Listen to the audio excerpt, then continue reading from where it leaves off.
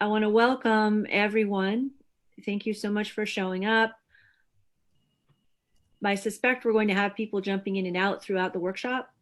So we're just going to be flexible with that and be present with where we are. I'd like to introduce my co-presenter, Professor Joel Freiser, who is in public management and has had a long and storied career in many careers, I think. And he's going to be sharing some of the discussion and also some of the guidance on how we think about traumatized minds and learning minds and how those can be sort of moved effectively from trauma to learning. We're going to give you some self-care options as well and model some practices and hopefully have some great small group discussions.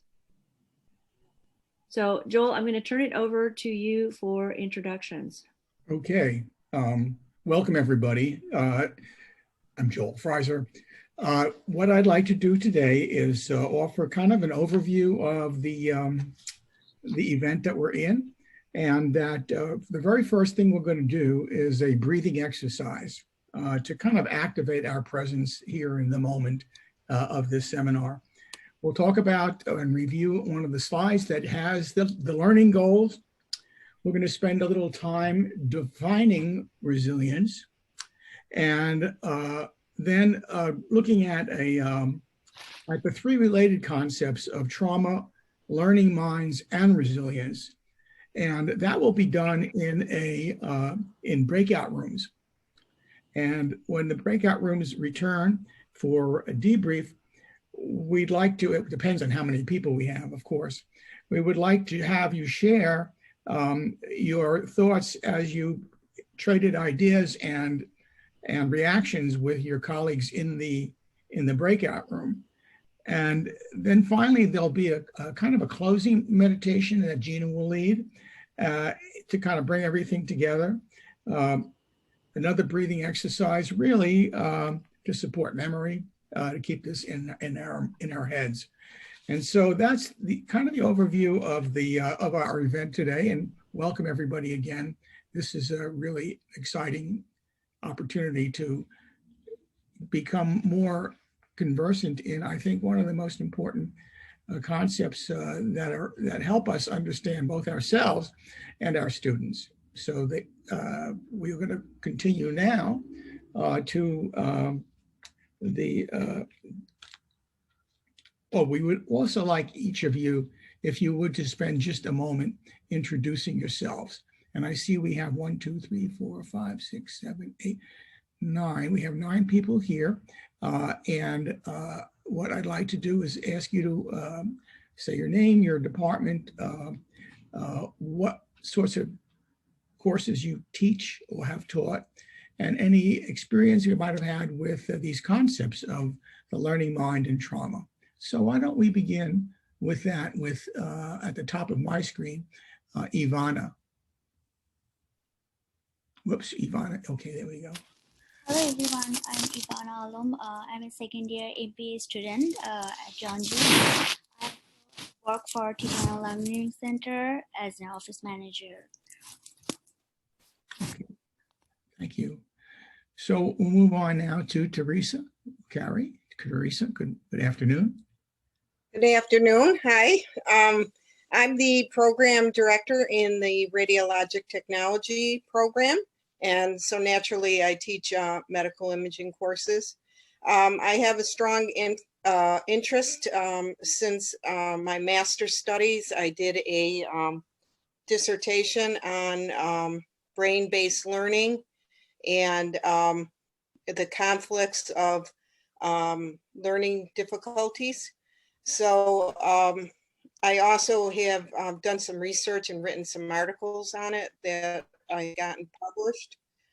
So that's the reason why I'm joining today. It's a strong interest of mine, especially now that imaging is starting to verify some of these learning differences. And we're able to now finally treat it from less of a stereotypical point of view. Thank you. And I'm just going to move on to Jeannie Buckley. Hi, Jeannie. Hi, Oh.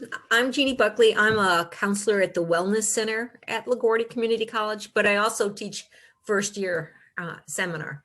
So I'm interested because many of our students do come in experiencing trauma that impacts their learning. So I want to learn how to help them, but also how I can make my class more effective. Thank you. Samantha. Hi, I'm Samantha Magic. I'm in the political science department at John Jay, and I also teach in political science and criminal justice at the Graduate Center.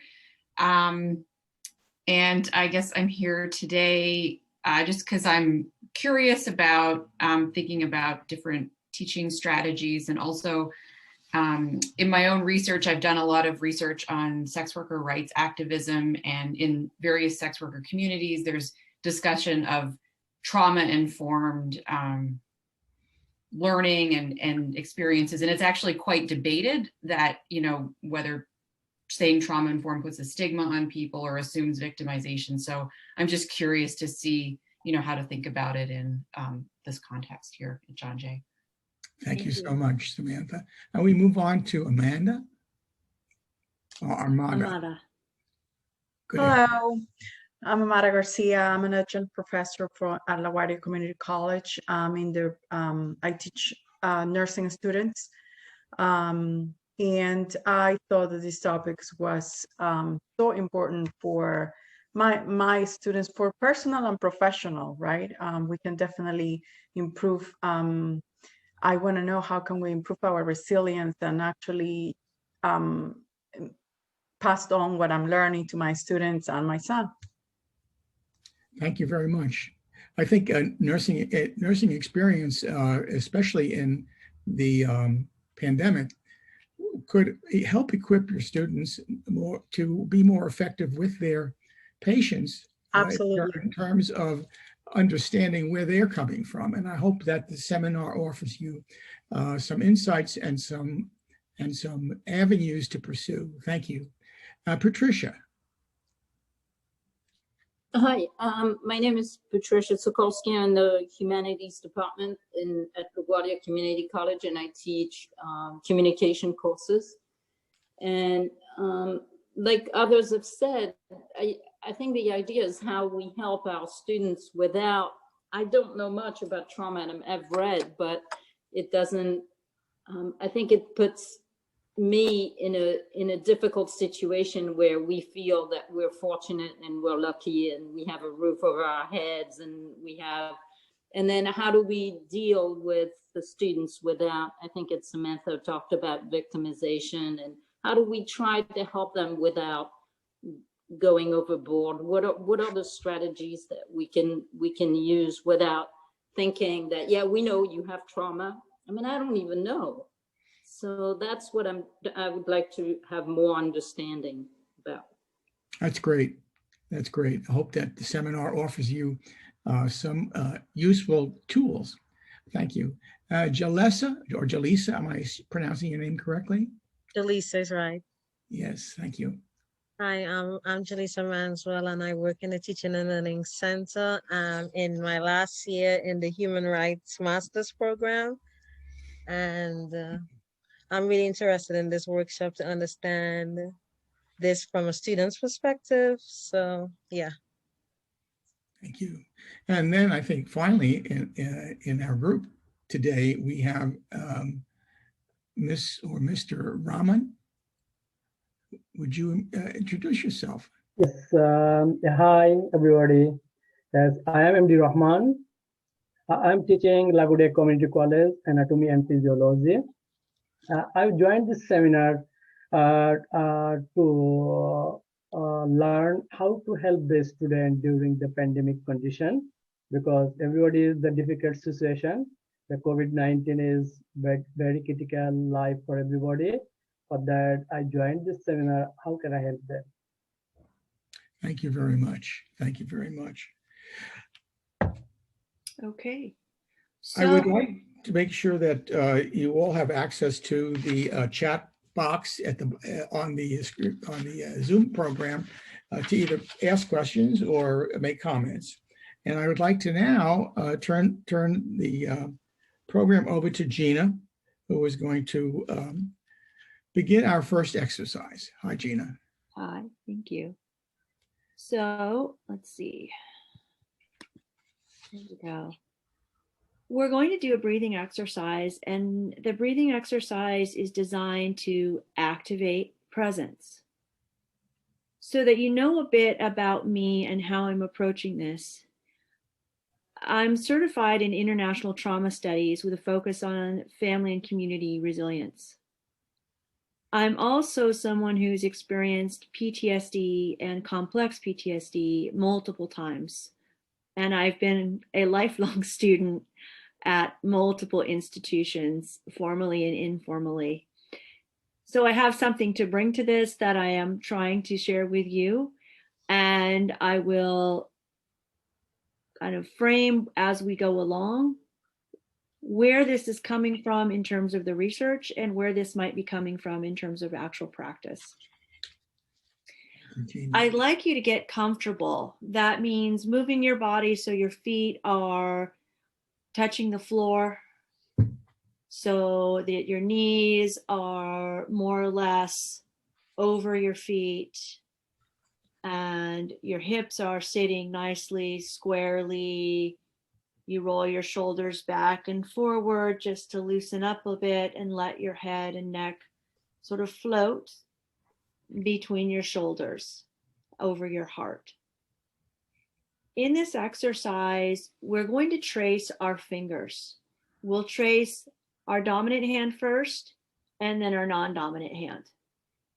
We're going to use our thumbs to do the tracing, and I'm going to walk you through inhaling as you trace up, pausing at the tip, and exhaling down. Okay. You can keep your eyes open or close them as is comfortable. Okay. And if at any time you sort of get off rhythm, it's okay. Wait until there's a place to start again and come back in.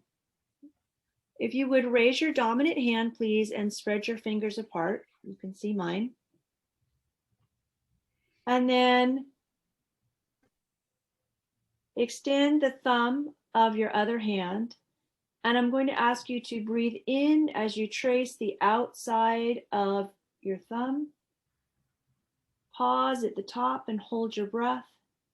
And exhale down to the crease.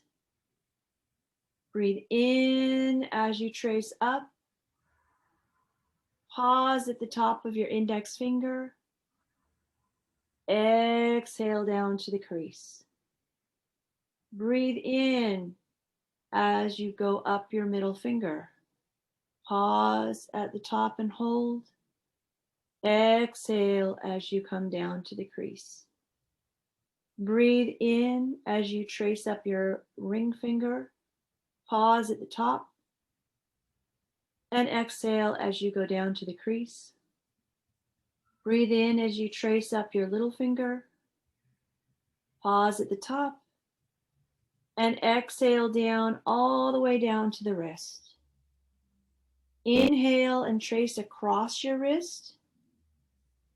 Hold as you separate your hands. Inhale as you open the other hand. Exhale as you prepare the opposite thumb to trace. Trace up and inhale on the other thumb. Hold at the top. Exhale to the crease. Trace and inhale up the index finger. Hold at the top. Exhale down to the crease. Trace up the middle finger. Hold your breath at the top. And exhale down to the crease. Trace up the ring finger. Hold at the top. And exhale down to the crease. Trace up the little finger. Hold at the top. Exhale down to the wrist. Inhale across the wrist. Hold as you separate your hands. Exhale as you open the other hand. Bring them together in a prayer position. And take a moment with a regular breath. And then lift your head separate your hands, and let's come back together. If you could drop in the chat one word about how you feel after doing that, I think we would all find that helpful.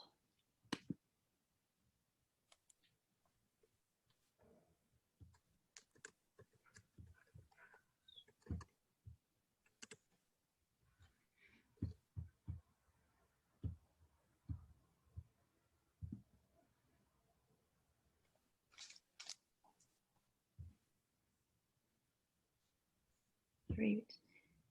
In our staff meetings for the Teaching and Learning Center at John Jay here,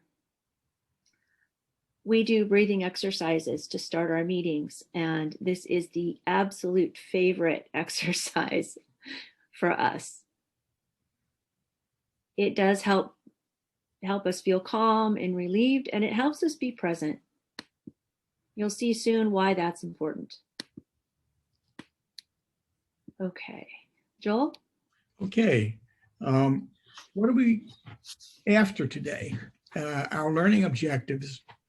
There are 4 of them, and I'd like to ask volunteers to each read one in successive order. So if you want to read the, I'll just ask people who would like to read the first learning objective.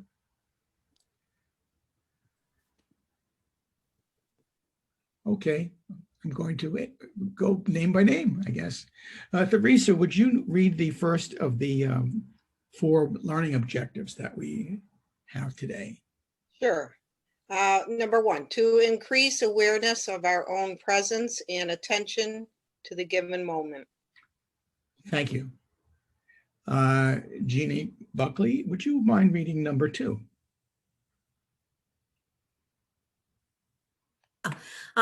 To co-create a definition of resilience we can apply to our own teaching and learning.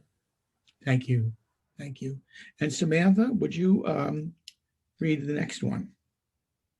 To understand how trauma and resilience affect learning minds during attention, memory, production, and performance. And finally, number 4, Amada, would you mind reading number 4? To design basic resilient interventions to address learning minds adversely affected by trauma. Okay. So we're going to work with those. And as we do that, we're going to start with resilience rather than trauma. We want to start with from a positive state today, because we're we're immersed in so much trauma. Apologies for the rare plane that's passing by, but I think it's gone now. How many of you have used annotation on Zoom? Anyone? That's all new? Okay. At the top of your screen, above the kind of green and red bar, if you move your cursor around, you should see a black toolbar come up. Mute and stop video will be a couple of the options. And as you go down toward the right, you will see an annotate option. Are you seeing that? Yes. Okay. If you're having trouble, please just put something in the chat to Ivana or Jaleesa, and they'll try to help you. So if you can see annotate, you can click on it and you'll get another smaller toolbar that gives you options for annotating. You can draw directly on the screen or write. I'd like you to annotate this slide and the image as much as the question. What does this question bring up for you? What does the image bring up for you in relation to resilience? How is this connected to these ideas?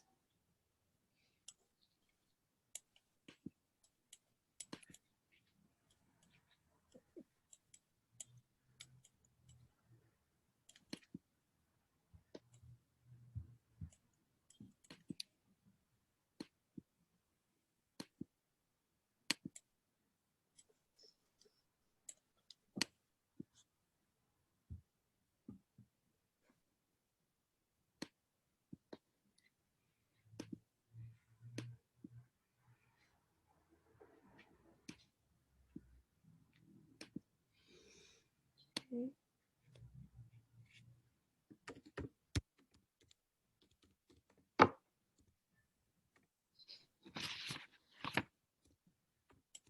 I see stay strong. I see a tiny blue line in the sky.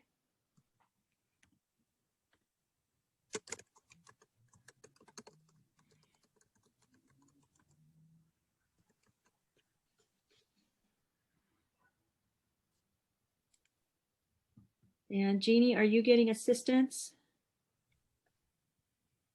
I hope. Yes, I sent it privately. Thank you, Jaleesa.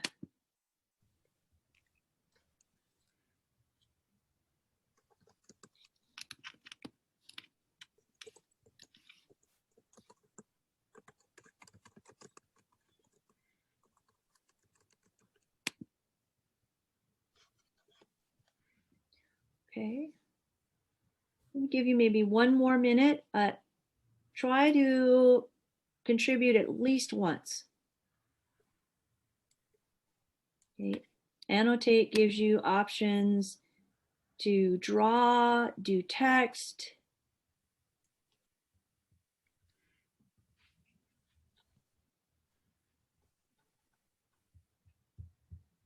A few other things.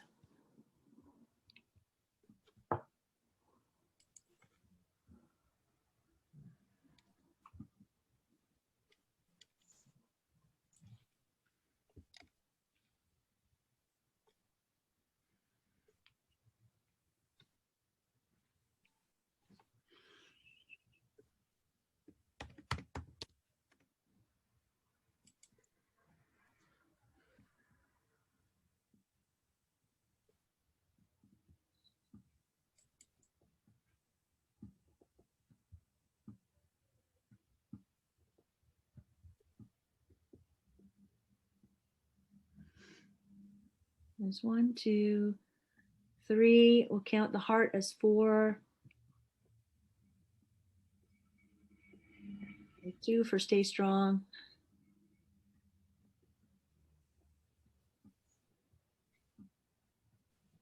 Okay.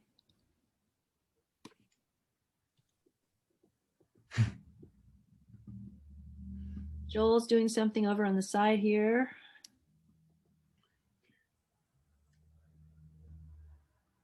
Okay, and if you weren't able to annotate, drop it in the text, please.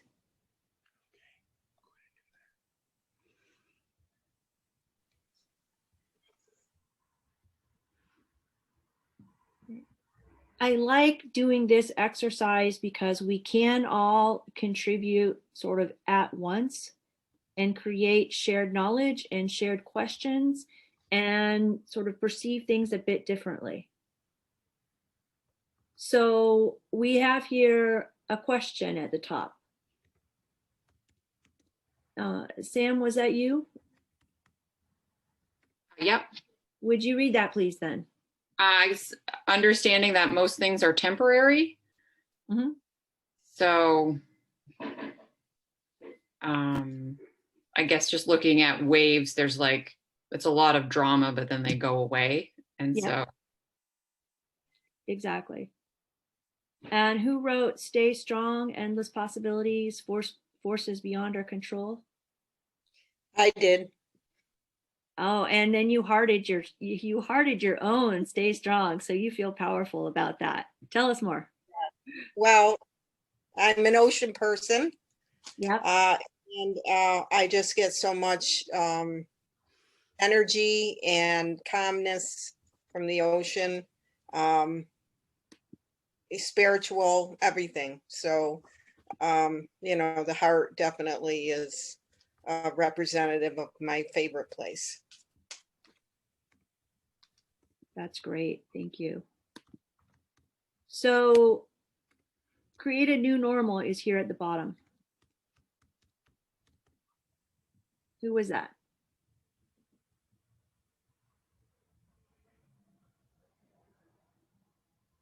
Amada, was that you? No, it was me, Jeannie. It was you, Jeannie. Okay. Oh, so you really did get in. That's great. Let me bring you back. So Jeannie, what does that mean to you? Well, coming up with ways to feel like I'm back to normal, come up with new traditions so that I get out of the victim role and sort of function as close to normal as I can. Yeah. I think I saw this phrase several times today on an email about the end of the term and grading, with different case studies of what students are going through and how we might grade them. And at the end of each case study was, this is what the student is experiencing, and this is the new normal. I thought that was pretty powerful. So I want to give you a few things that I'm noticing in this picture, and then we're going to put you into breakout groups to talk about what resilience means to you and what it means to working with students for you. So we have waves here, and you can see that some parts of the wave are stronger than others. And they're breaking against rocks. Rocks are what are stopping these waves. We also have some relatively calm water. We have the waves that are sort of ebbing back from the sand. If you've been to the ocean and the beach, you've seen this kind of ebb and flow. And in the distance, it looks like there's a longer, probably break wall that's containing that calmer water and separating it from the open sea. And I think the idea of containment, the idea of force varies even within the same person or the same moment, and that not only are things temporary, but things do subside. I mean, they have to at some point. We don't sustain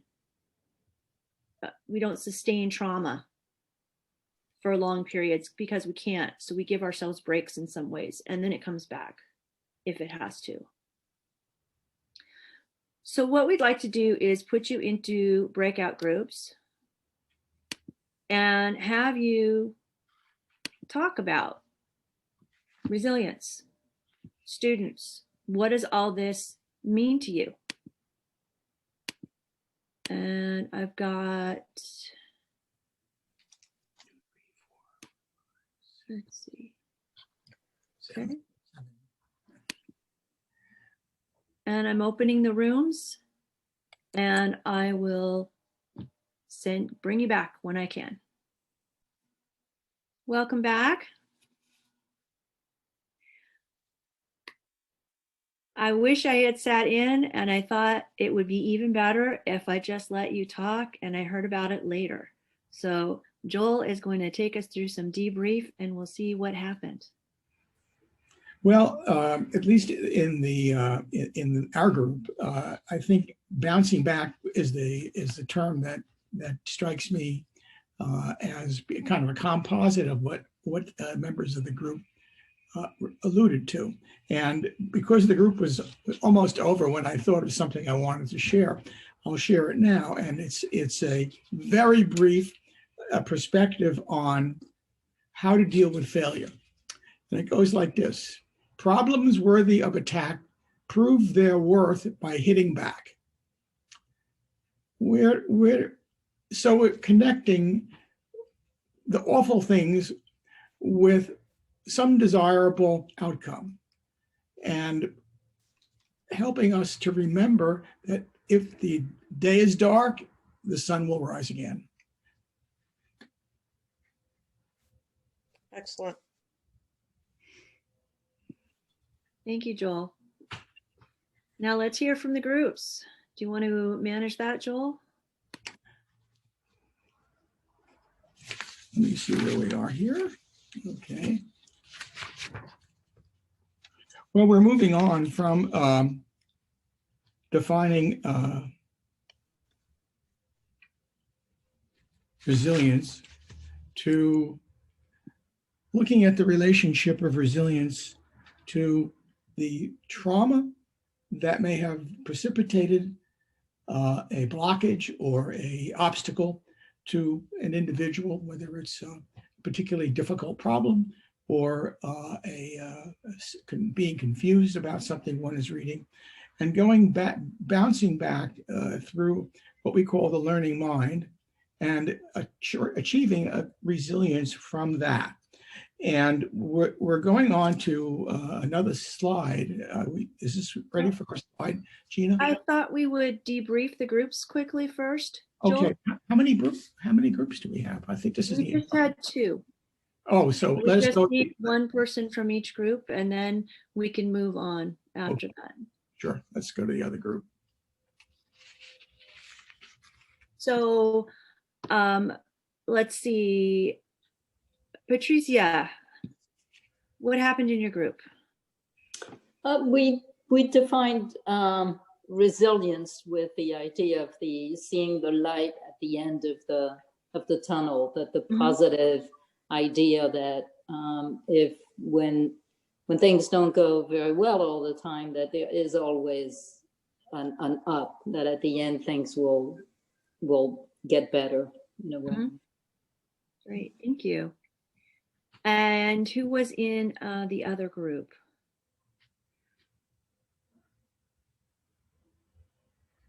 Right, Amada, which group were you in? Were you with Patricia or the other group? You're muted. There was only one group. No, there were 2 groups. So, I was with Samantha or Gian. Okay, yeah. Samantha, Yeah. So So what happened?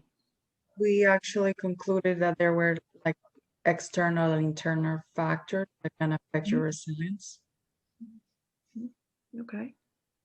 And in terms of working with students, did anyone get to that discussion? How does resilience? Actually, Ivana Mhm. provide the perspective, point of view of the students. Mhm. She found that it was, it makes them stronger, like these rapid changes due to trauma, due to changes in what is going on right now, like the situation. You have to keep going no matter what, right? So it brings them back up, even though it's a rapid change with the COVID-19 and in school, out school, but they have to get the work done. They have to get the learning done. So Yeah, exactly. So thank you. Thank you. I'm sorry to interrupt you. Is there more? No. And I hope, Ivana, maybe she wants to elaborate more in her answer. I don't know if I said it the right way. No, you said it the right way. Yes. Okay, good. Excellent. Thank you all. So, you looked at this and you thought about how this works and intuitively how together you understand the concept similarly, right? We're going to go back to the slides, and Joel's given you a bit of a bridge between trauma and learning. And I'm going to quickly, I hope, give you the context from which I created this, and then Joel will work with you on how this applies to actually teaching students and working with students. So, when we're traumatized, it has a biochemical effect on our minds, and it has a social effect on us. What happens is that we're really not able to use our working minds, which are the part of our minds we want working, functional, when we're learning. Our working minds take in the new stimuli we're experiencing and combine it with long-term memory and the automated pieces of our memory that work together to create solutions to problems. Because what are we doing when we think? We're solving problems. In order to learn, we need to be able to pay attention to the stimuli around us, to the new information coming in. We need to be able to remember that. So we need to be able to repeat it in ways that help make it stick. And then we need to be able to make something of that with other pieces we've remembered. That's bringing in the information from our long-term memory. And finally, to prove and demonstrate that we do actually know this new information, we have to share it. We have to perform it. And that's so much of what we're doing when we're teaching, right? It's so much of what we're asking, and it's what we're asking of our students. And if you look at the two columns on either side of that working mind, traumatized, having difficulty in many aspects of just creating these stages in our minds. And learning, we're actively engaged and we can do it, even if it's hard. So Joel is going to work with you on applying this table. And if you're interested, I can give you the research and the names of the researchers that go into this at a later date. Okay, Joel? So I think at this point, we'll talk a little bit about the tools that a working mind really needs to cultivate. And the first, of course, is being attention. And the question I have for the group is, under what situations do you find it's a challenge to get the attention of the students in your class, in the sense of how many are preoccupied, how many are actually listening? And that is really the difficulty, I should say, the traumatized mind. The difficulty really is filtering out stimuli that are extraneous and being able to focus your attention. But if you look at the chart, you can see in the middle, working mind, carrying through on attention, memory, production, and performance. It reminds me of a tool I discovered, which many of you may have also, and it was called taxonomy. And the taxonomy really is the building blocks of being able to, Bloom's taxonomy, being able to understand, being able to reproduce, and that attention is the prerequisite for memory. And if we're in a class where we don't have people's attention, we're not going to produce any memorable events. So if we look at the chart of the difference between a traumatized mind, a working mind, and a learning mind, what do we see? And also, I'm just wondering if anyone from your experience in a course you taught or a course you're teaching can illustrate, firstly, examples of experience of a traumatized mind in your courses, and then we'll go into working mind and learning mind. Do you detect any traumatized minds in any of the students in any of the courses that you're teaching?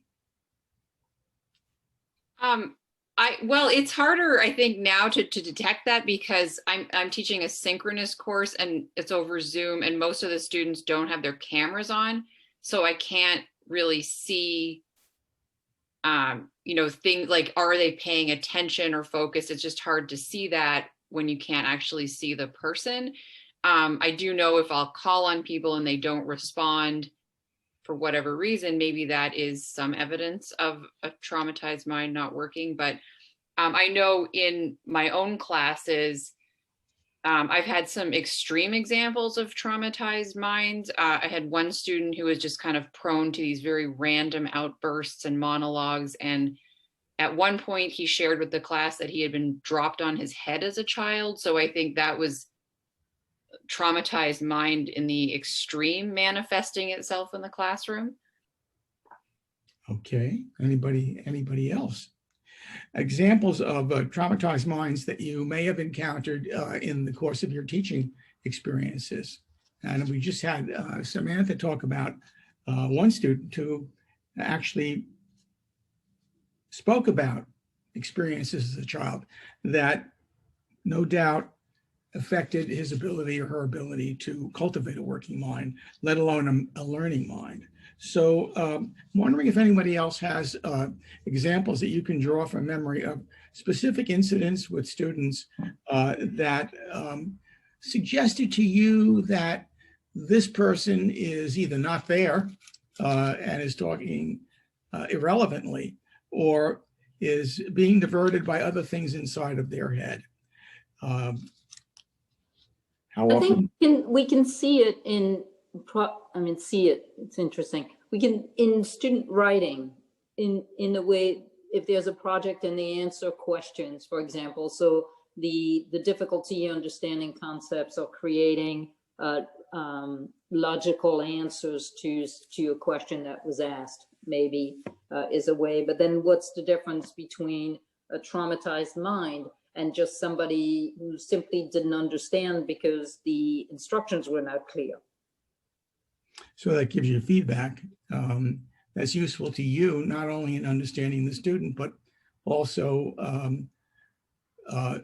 suggesting to yourself that, way, I better go back and look at that question. I've had experiences like that too, in giving quizzes where a student came back to me after the quiz and said, "Professor, the answer I gave is the right answer. How come you marked it wrong?" And I went back to the question, and I finally clarified it that it was an ambiguously worded question, and it wasn't fair to take the credit away from that student. And she had a plausible explanation for her response. And under circumstances like that, sometimes I give the credit, sometimes I just remove the question if it's a quiz and calculate the grade, not counting that ambiguous question.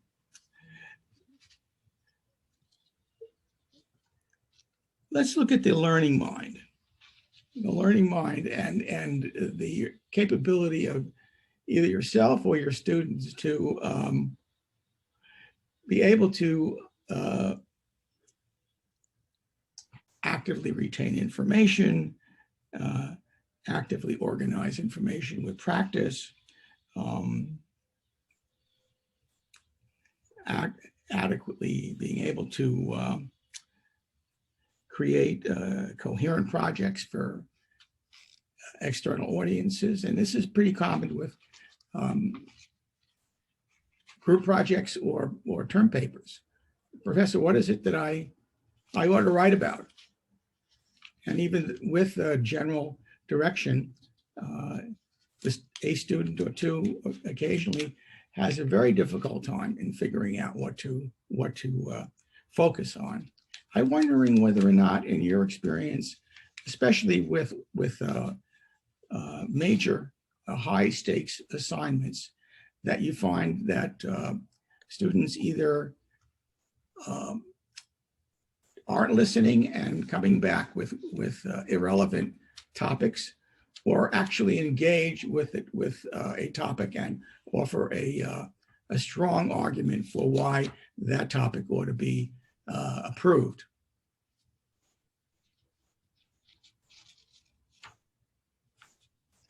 I think most of the time it's the opposite. They're not engaging if they're traumatized, or, you know, they're just not paying attention. And so how would one then respond in a situation like that, Teresa? Well, I guess I can only speak from my experience, because I'm fortunate in some ways that I have my students for 2 years. So I can definitely start to identify when they're, like, especially if they begin their course studies and their habits and their attention is one way, and then they suddenly turn. So usually I start a conversation with them. And,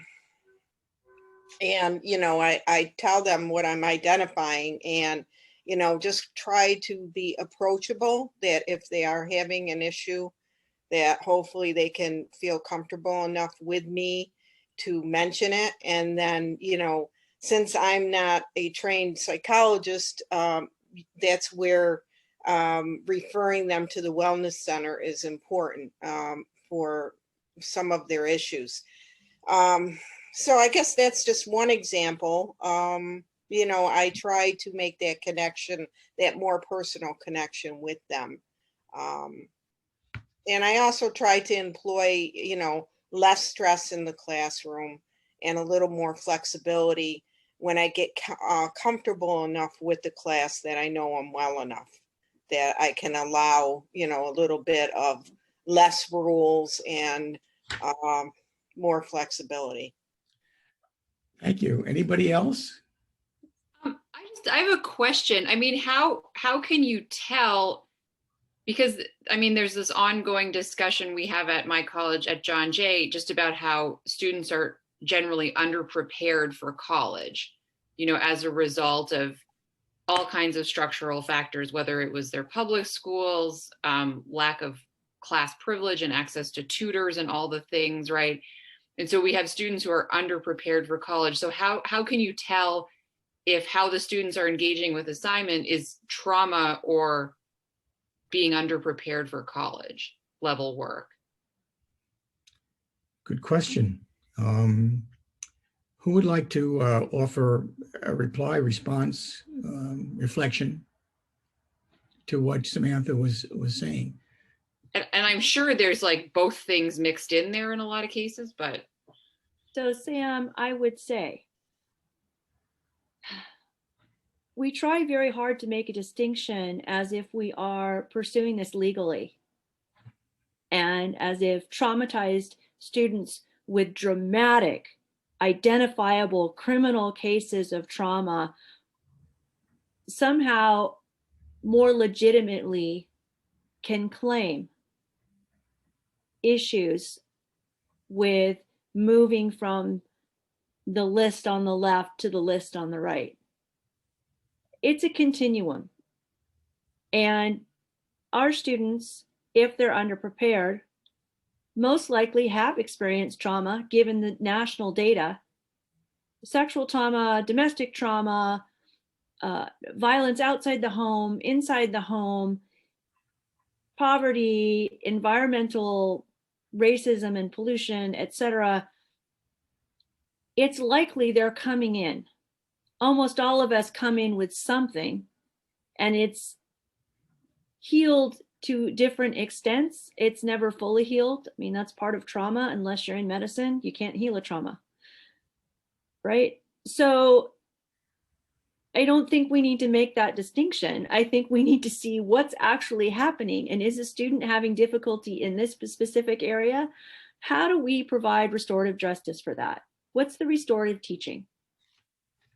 If a student is having difficulty filtering stimuli and inconsistent focus, then creating containment and opportunities to be present. We did a breathing exercise focused on presence. There are other kinds of writing or speaking or interaction that are small and require small amounts of focus that help us be back in our bodies. And we can kind of go through this, but with memory, we ask students to initiate tasks they're not ready for or not capable of in the moment, such as writing and organizing notes on their own. And if we provide them with empty outlines where the information is partly filled in, we can scaffold them into independent note-taking. But if we provide that containment, and it's structured, and we give it in smaller pieces, it's really going to help the mind that's traumatized or the mind that's underprepared start building strength. And from those little pieces of capacity, they're going to start connecting them into greater capacity. I mean, that's been my experience as a teacher.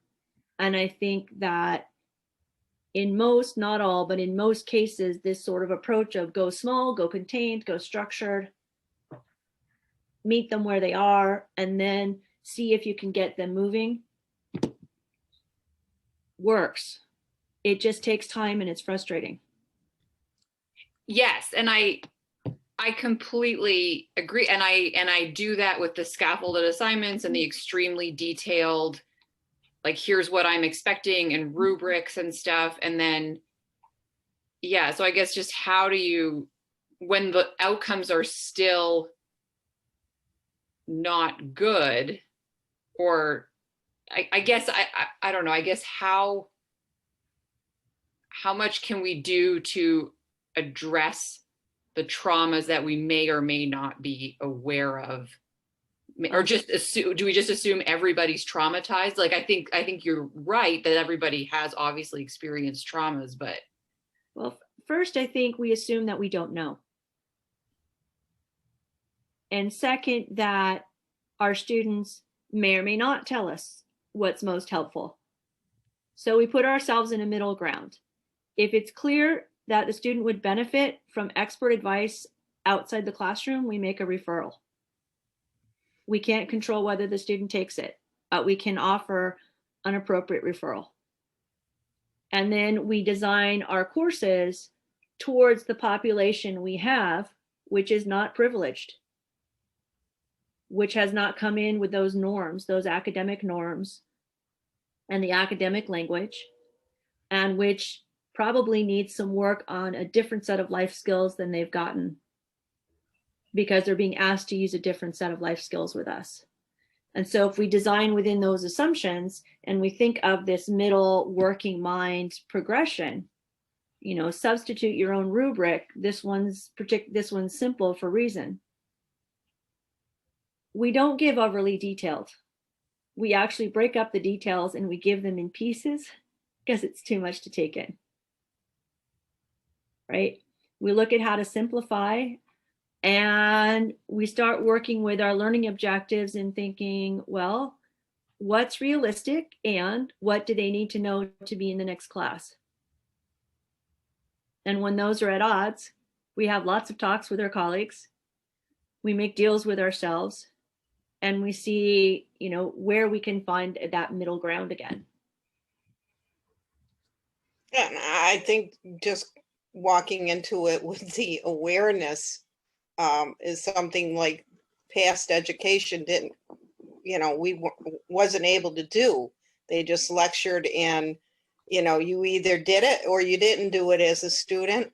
And perhaps you got a bad rap if you didn't know how to do it. And just us being aware that there may be other factors involved in why the student isn't doing what they need to do, I think is the starting point. Mm-hmm. Yeah. So I'm sorry, I'm soaking up your second breakout session. So I'm going to stop sharing for a minute. And we don't need to go and break out. We've got a small enough group here. Based on what we've just been talking about and that middle section of attention, memory, production, performance, what are some concrete activities you might give a student in your class? Or as a student, Ivana and Jaleesa, you might want your instructors to provide? You can drop things in the chat, or you can just unmute and jump in. One thing I've found helpful in this online learning environment where I have no expertise or experience has been giving students assignments to do or little things to do on their own time. So like whether it's posting on a discussion board, and I'm super generous with like, if you do it, you get the point for it. Mm-hmm. And I found most students have responded and done that. And it's yeah.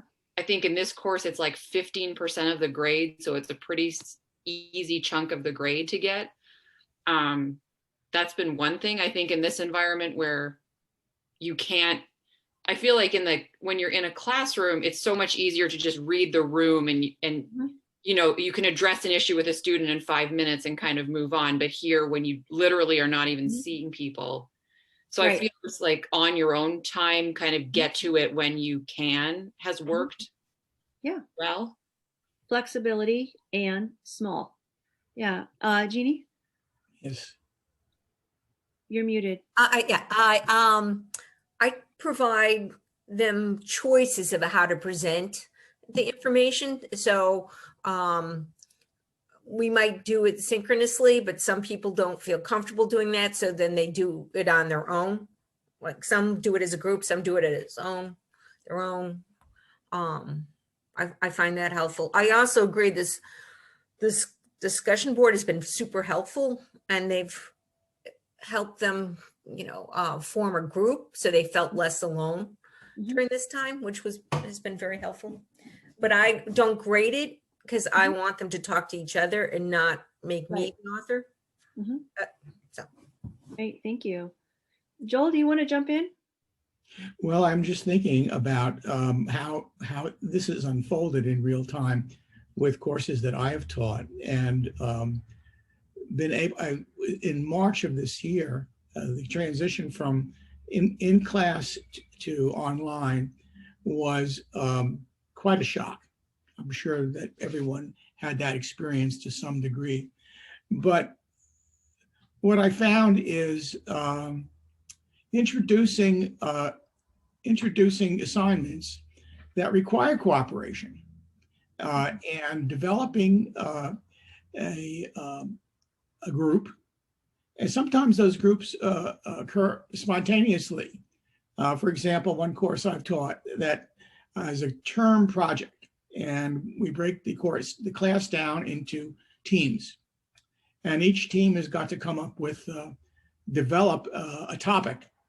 And that topic has to, of course, comport with the material that we're focusing on. And there are definite time limits and deadlines that things have to be done by. And I think I see I've experienced the transition from in-class to online to be very favorable in some respects, because for example, in one class, I asked the students to start to connect with each other online. And I was surprised at how quickly that happened, and the use of Google Groups. And then students started to say to me, we want you to sign into Google Groups. We want you to interact. Well, they didn't say it that way, but they said, you can go and watch, you can observe, you can say something. And it seemed to facilitate communication to a degree that I was surprised at. And especially with the change to online teaching, developing scaffolded assignments where the deliverables are worked on through the groups online in small groups and with particular deadlines. For example, a major term project was to, and this was in a course on investigative techniques, was to develop an answer to a question of why was Harvey Weinberg convicted? And, everybody knows who Harvey Weinberg was. But the scaffolding in that assignment required students to develop bibliographies, assemble documents, connect the topics that we were studying in investigative techniques with what was actually happening in a real world. And I found that liberated an enormous amount of energy, because the students were actually interested in digging into this particular topic and applying the principles of investigative techniques to this case, and pushing students sometimes. For example, with the Harvey Weinstein project, I asked, well, where are the legal documents that are being filed in this lawsuit? Well, professor, where do we get those? I said, well, see if you can get them. And lo and behold, that sent a group of students out to documentary sources and actually producing and sharing legal documents that tracked the development of this case. And it was a pleasant surprise for me that students became very engaged with this. That's a really nice detailed illustration. Thank you. We have just a few minutes left, and I do want to leave you with a good breathing exercise that I think is another demonstration of one of these skills. To sort of sum up, few takeaways. Traumatized minds have difficulty with presence. Traumatized minds have difficulty making appropriate connections. And traumatized minds have difficulty framing or containing, meaning prioritizing by seeing the big picture or the context. And what we can think about doing in response is to give work and activities that help support presence. To give work and activities that help model and make connections, and to give and monitor activities that are contained and small and simple.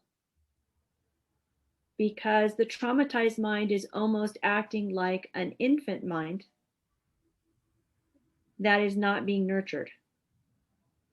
And while we are working with adults, we have to remember that parts of their minds have regressed, have broken early connections if they had them, and unfortunately, it becomes part of our responsibility to create opportunities for that to happen at the same time that we're pursuing the teaching and the counseling and the other mentoring that we're given. We can do this in small ways without overwhelming ourselves, and we can make sure that we remember to make referrals when students present and disclose serious issues. Those aren't ours to take on.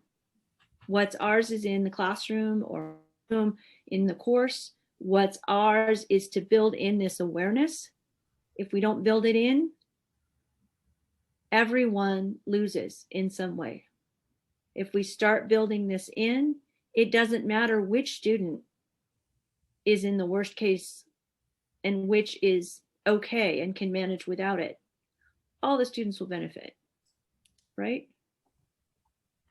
So I want to give you a short breathing exercise called square breathing, because this is about containment. And your students might find it strange if you tried breathing exercises with them beginning and end of class. However, probably after one or two, they would get into it. And if not this, you'll have your other rituals that help. Let's see what we can do here. That. So again, putting yourself in a comfortable position. Feet on the floor, knees more or less over the feet, kind of hips in line. You can feel your spine as straight as it can be between your shoulders, letting your head and neck float between your shoulders. And you can put your hands loosely on the top of your thighs if that's comfortable. I'm going to ask you to close your eyes. We're going to breathe in for 4, hold for 4, out for 4, hold for 4, and again, and we'll do 4 cycles. Breathe in through your nose, 2, 3, 4, hold, 2, 3, 4, out, 2, 3, 4, hold, 2, 3, 4, in, 2, 3, 4, hold, 2, 3, 4, exhale, 2, 3, 4, hold, 2, 3, 4, inhale, 2, 3, 4, hold, 2, 3, 4, exhale, 2, 3, 4. Hold, 2, 3, 4. Inhale, 2, 3, 4. Hold, 2, 3, 4. Exhale, 2, 3, 4. Hold, 2, 3, 4. Take a regular breath. Slowly open your eyes. How was that?